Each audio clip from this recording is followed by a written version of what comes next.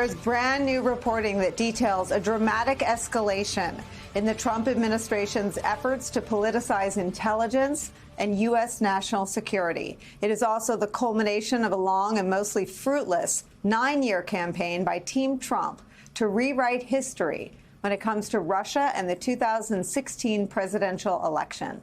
In the wake of furious backlash from some of Donald Trump's most prominent supporters over the Justice Department debunking their conspiracy theories about convicted sex offender Jeffrey Epstein, not 12 hours after that happens, comes news that DOJ has launched investigations into 2 people Donald Trump has singled out and attacked and smeared over and over and over again.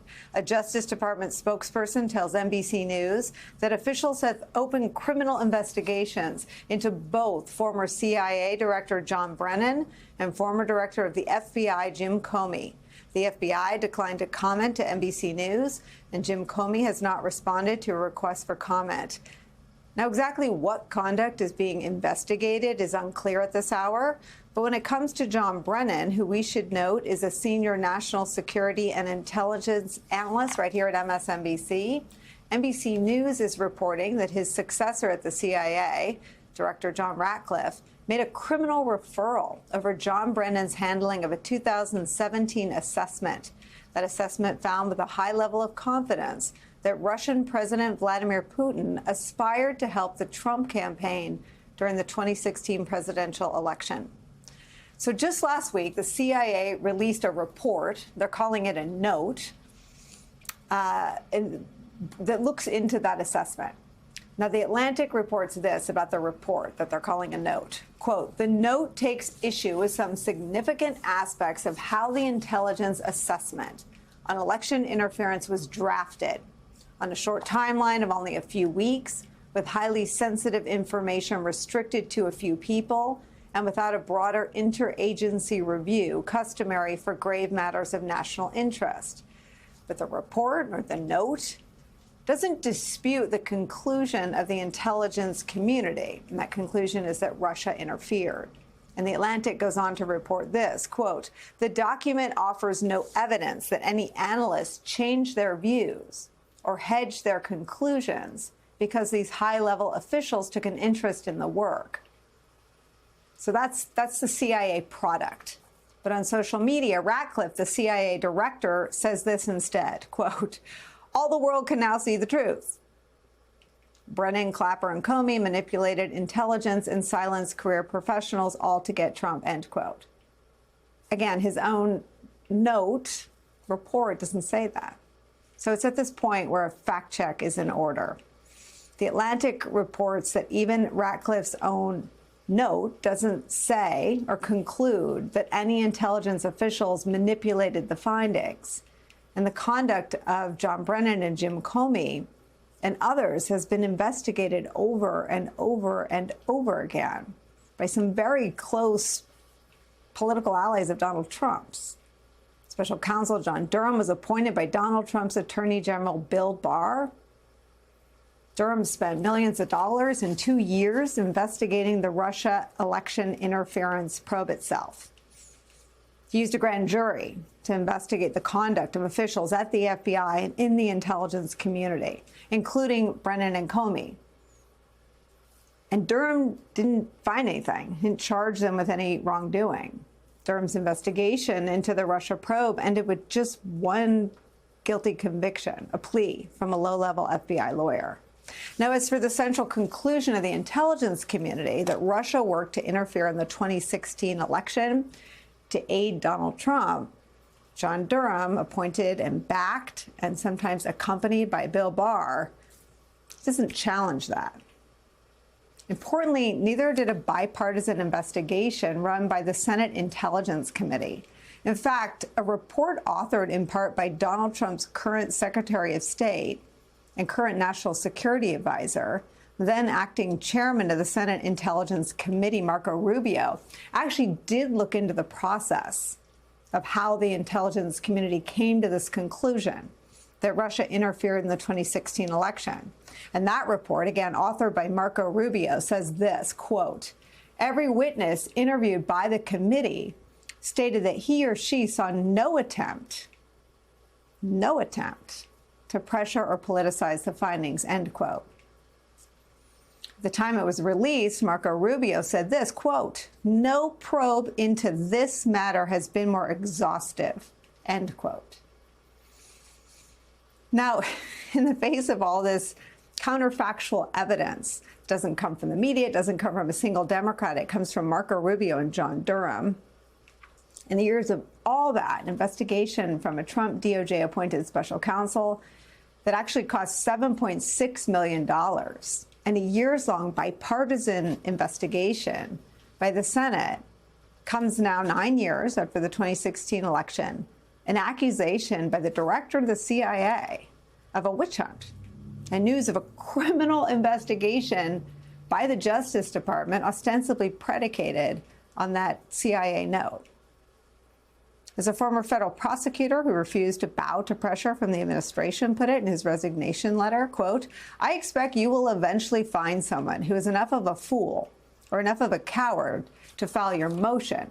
On this front, at least, on this obsession of his, at least, Donald Trump appears to have found his people who will do what he wants done 9 years in." Joining us now is our guest, John Brennan, here for his first public comments on this news. Director Brennan, thank you for being here. Good to see you, Nicole. Tell me if I have left anything out of the fact pattern if you go back to your role in government and the way the assessment was put together about Russia's role in the 2016 presidential election.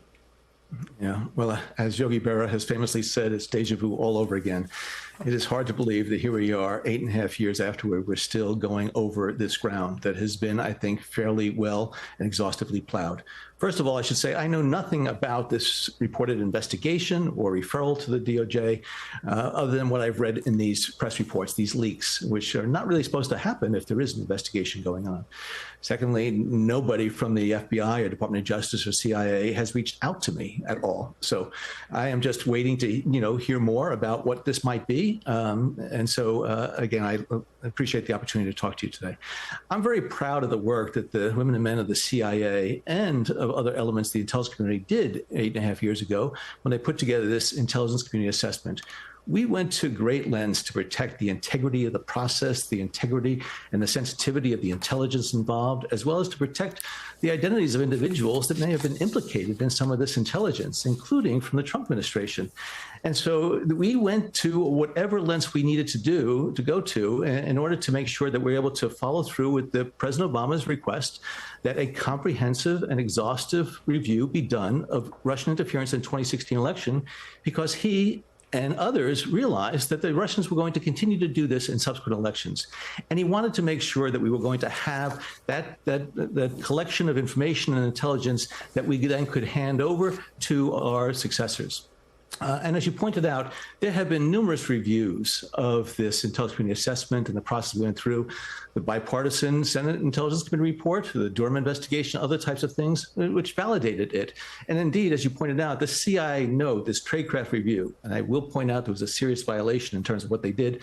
They never interviewed me or Jim Clapper, two of the people involved in this, before putting this thing out.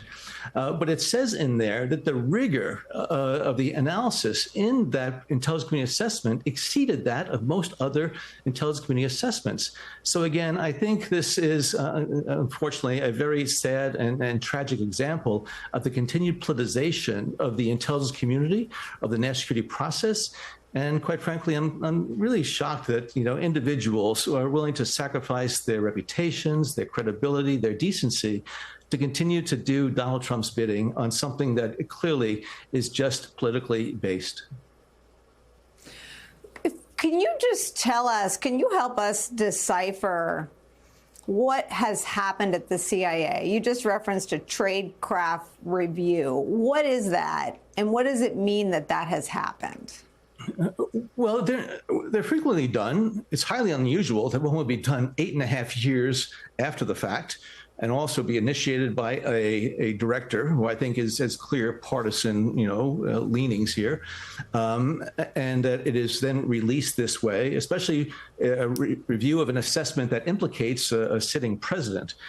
So when you do a review, you're trying to make sure that you learn lessons from what happened and to see whether or not there could be any strengthening of the processes involved or the analytic rigor and so on. So clearly, I think this was initiated the early part of May. So this was done in a fairly, condensed time frame as well. But you're supposed to be interviewing the people involved in this to try to get a better understanding of the context for a lot of the actions that were taken. Was this extraordinary as far as, Russian interference in the election on behalf of one of the candidates? Yes. And that's why we went to extraordinary lens to protect the sensitive intelligence that really undergirded the assessment that was extensively footnoted in the assessment. But also, as I said, to protect individuals involved, including Donald Trump, to make sure that none of this intelligence that could have been seen as inflammatory and as something that was, very damning would get out. And so that's why we wanted to make sure it was done in a very appropriate and meticulous and diligent manner, and that it was not going to be, released out there in the broad, environment.